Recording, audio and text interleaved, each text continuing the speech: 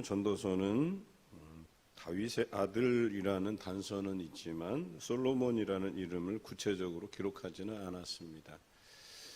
잠언서를 보더라도 솔로몬의 잠언이라 이렇게 표현한 부분들이 여러 곳에서 발견되지 않습니까? 이 전도서는 솔로몬의 그 인생 말년에 쓴 책입니다. 잠언서는 인생 초반에 하나님께서 주신 지혜로 말미암아서 이스라엘의 전성기를 이끌었던 때에 쓴 책이죠. 근데 이게 무엇이 다를까라고 하는 겁니다. 솔로몬은 인생 초반에 하나님의 그 지혜로 인해서 인생의 전성기를 누렸고 또 그것으로 인해서 많은 자녀들에게 주옥 같은 글을 남겼어요. 하지만 인생 중반부터 틀어지기 시작하죠. 그것은 이 나라를 통치하는 통치의 방식이 하나님께서 주신 지혜가 아니라 이 나라를 어떻게 강하게 할까로 고민하다 그가 쓴 정책은 다른 주변 강대국의 그 공주들이죠. 공주들과 결혼해서 정략 결혼이라고 하죠. 그래서 서로 우대 관계를 맺게 되면 뭔가 나라가 좀 강하게 되고 서로 침범하는 일이 없지 않겠느냐, 이렇게 인간적인 재주, 인간적인 지혜에 의존했다라고 하는 것이죠. 그것으로 인하여서 그 다른 나라의 공주들이 들어와서 자신들이 섬기는 지금으로 말하면 신주단지 같은 거죠. 신주단지 같은 걸 들고 들어와서 그 다른 신을 섬기는 풍습을 이스라엘 백성들에게 옮겼다라고 하는 겁니다. 그러면서 그 나라가 하나님을 섬기는 나라에서 우상을 섬기는 그런 문란함이 시작되었다라고 보는 거죠. 그래서 솔로몬은 이스라엘의 전성기를 이끌었지만 또 이스라엘의 패망의 길을 열어놓은 왕으로서 불명예를 가지고 있어요. 그가 나중에서야 보니까 정말 그 새롭게 나라를 다스리려고 하고 어떤 부국강병을 꿈꿨던 것들이 다 물거품처럼 없어지는 것을 보면서, 사라지는 것들을 보면서 인생은 헛되구나, 하나님 없는 세상, 그래서 이 세상에는 새로운 것이 없는데 자신이 그 인간 세상에서 뭔가 새로움을 추구하려고 다른 것에서 좋은 것들을 배워와서 나라를 이렇게 키워가려고 하는, 강하게 만들려고 하는 그 욕심들이 다 헛된 것이었구나라고 하는 것을 깨닫게 돼요. 그러면서 인생의 말년에 부끄러운 자신의 이름을 내세우지도 못하고 이런 전도서를 우리에게 남긴 것이죠.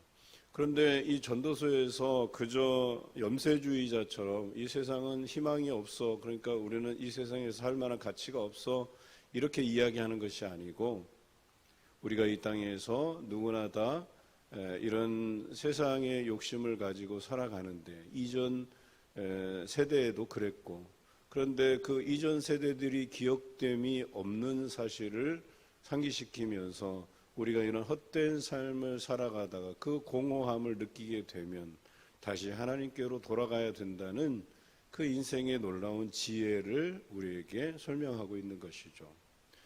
우리 안에 그 텅 비었다라고 하는 것을 경험하는 것이 반드시 나쁜 것은 아니에요. 인생의 허무함을 느껴야지만 비로소 우리가 하나님 없는 세상은 새로울 것이 없구나, 또 그 욕망의 끝을 채울 길이 없구나라고 하는 것을 깨닫게 된다는 거예요. 그래서 자신은 인생의 선배로서, 특히나 솔로몬은 이 땅에서 누려볼 것 다 누려본 사람이었어요. 높은 지위에 올랐고 이 세상의 재물 다 경험해봤고 하나님께서 주신 지혜로 이 주변 나라에 아주 유명세를 떨칠 만큼, 다른 나라 사람들이 재물을 가져와서 솔로몬에게서 지혜를 배울 만큼 많은 것들을 누렸던 사람이에요. 그럼에도 불구하고 그 전도자가 이르되 헛되고 헛되니 모든 것이 헛되다라고 표현한 이 한마디에 그의 인생 전체를 통찰하는 지혜가 여기에 있다는 것을 이야기하고 있는 거예요. 모든 사람이 헛됨을 경험해야지 비로소 헛되지 않는 것, 그리스도 안에 있는 것 지금으로는 또 과거에는 하나님 안에 있는 것이 그들의 인생에서 복된 길임을 깨닫게 되었다라고 이야기하는 거예요. 여기서 말하는 헛되다라는 히브리어 단어는 헤벨이라는 뜻이에요. 이 헤벨의 뜻은 덧없다, 좀 더 리얼한 표현으로 하면 텅 비었다 이런 뜻이에요. 내가 인생에서 높은 자리를 추구하면서 그 자리에 오르면 인생이 뭔가 새롭게 변화될 것이라고 생각하고 끝없이 올라가려 했지만 올라가 보니까 아무것도 없는 거예요. 텅 빈 거예요. 내가 예상했던 그 삶이 아닌 거예요. 또 많은 재물을 모으면 뭔가 다른 삶이 내게 펼쳐질 거라고 생각했어요. 많은 재물을 모아서 내가 인생 말년에는 수고로움 없이 해외여행도 다니고 돈도 물쓰듯이 쓰고 그래도 남을 만한 재산을 모으려고 애쓰고 나이 들어 보니까 다 텅 비었고 아무것도 아닌 인생이었다라고 하는 것을 깨닫게 된다는 것이죠. 여러분, 그런데요, 이 텅 빈 것에 대한 경험은 놀라운 헌신으로 바뀔 수 있다는 것을 기억하시기 바라요. 솔로몬이 하나님을 위해서 성전을 지어드릴 때 다윗이 모은 재물뿐만 아니라 솔로몬이 가졌던 재물 거의 대부분을 하나님의 성전을 위해서 쏟아부었어요. 여러분, 그 많은 재물을 모아봤지만 소용이 없다라고 하는 텅 빈 마음, 그것을 경험했기 때문에 하나님을 바라보게 된 것이고 하나님을 향해서 아낌없이 자기의 것들을 다 드릴 수 있었다는 거예요. 왜냐하면 모아보니까 올라보니까 아무것도 내게 소용이 없는 텅 빈 인생을 경험했을 뿐이다 라고 하는 것이죠. 그럼에도 불구하고 왜 사람들은 이 길을 달려가느냐? 오늘 성경에는 전도자의 고백처럼 과거에도 그랬다는 거예요.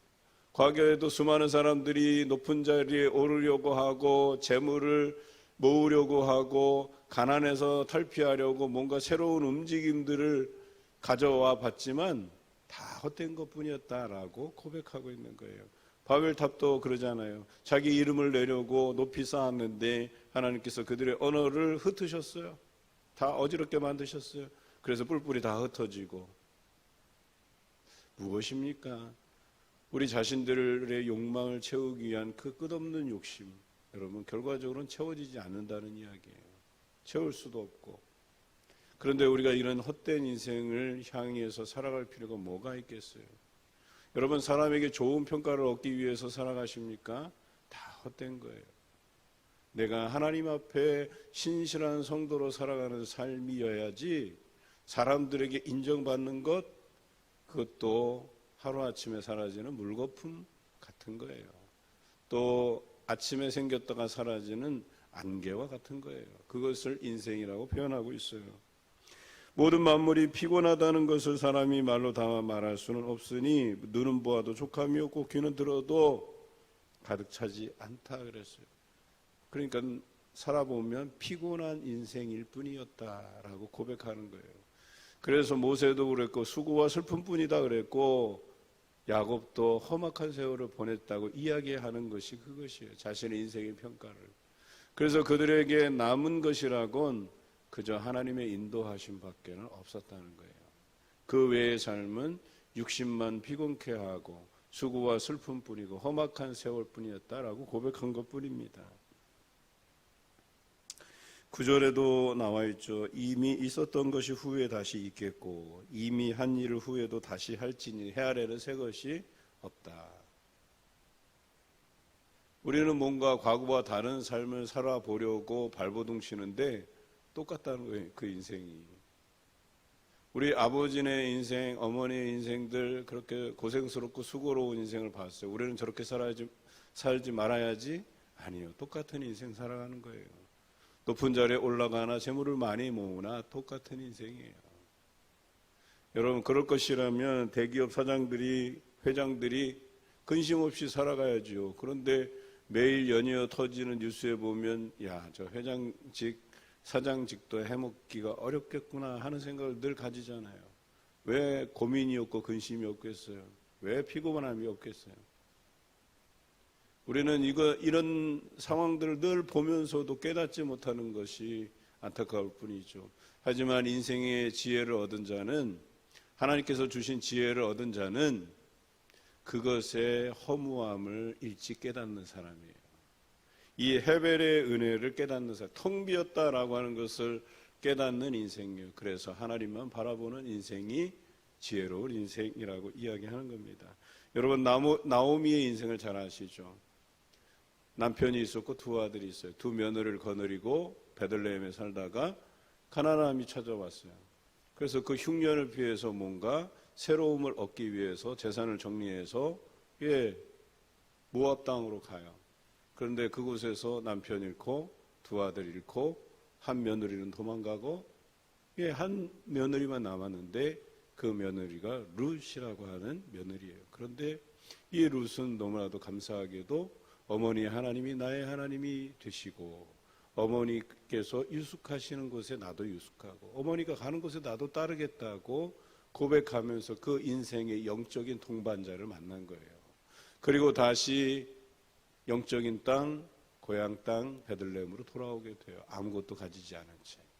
그런데 그가 인생에서의 텅 빈 것을 그 헤벨의 은혜를 알고 나서야 하나님만 바라보고 영적인 동반자 룻과 함께 돌아오게 돼요. 그리고 룻도 그 바라보다가 인생의 동반자, 영적인 동반자 보아스를 만나게 됩니다. 그리고 그 가정에서 예수 그리스도의 족보가 완성이 되는 것이죠. 대단하지 않습니까, 여러분? 이 인생이 거듭날 수 있었던 것은 텅 빈 것을 경험했기 때문에 그래요. 빨리 경험했기 때문에 그래요. 그래서 다시금 하나님께로 돌아와서 믿음으로 살아갈 때, 하나님만 바라보고 살아갈 때 거기에 영적인 의미들을 깨닫게 되고 그의 인생을 지도하시고 인도하시는 하나님을 경험하게 되었다라고 하는 것이겠죠. 9절의 말씀에 새 아래 새로운 것이 없다 했지만 고린도후서 우리가 잘 아는 5장 17절의 말씀에는 그리스도 안에 있으면 우리는 새로운 피조물이라고 말씀하고 계셔요. 새로움이 없는 것이 아니에요. 세상의 법칙을 따라 살면 새로움이 없고 그래서 이전 것이 반복되고 되풀이되는 인생이겠지만 그리스도를 만나면 내가 그리스도 안에 거하면 우리가 새로운 피조물로서 하나님을 바라보는 인생, 인생의 의미가 있고 행복감이 누려지고 하나님께서 나와 동행해 주시는 그 삶을 우리가 지속해서 살아갈 수 있다면 거기서 느끼는 또 우리가 경험하는 새로운 삶이 있고 영적인 행복감이 있고 기쁨이 있다고 이야기하는 것입니다. 여러분, 올해가 가기 전에 이 텅 빔의 은혜를 입으시길 바라요. 오늘 성경에서는 이 솔로몬의 그 헛되고 헛되다고 하는 이 인생의 경험은요, 결코 값이 없다라고 표현한 게 아니에요. 이것이 값진 인생이다고 말하고 있는 거예요. 고백하고 있는 거예요. 그러고 나서야 자기가 인생의 말년에 다시금 인생 초반에 하나님을 의지했던, 그래서 자신이 받은 그 지혜를 깨닫게 된 거예요. 그래서 하나님만 바라보라고 이야기하는 것임을 우리가 알고 이제후로는 오직 하나님만 바라보고 이 땅에서는 우리가 기댈 만한 것이 없다는 것, 그것을 깨닫고 살아가시는 여러분 되시길 주님의 이름으로 기원합니다.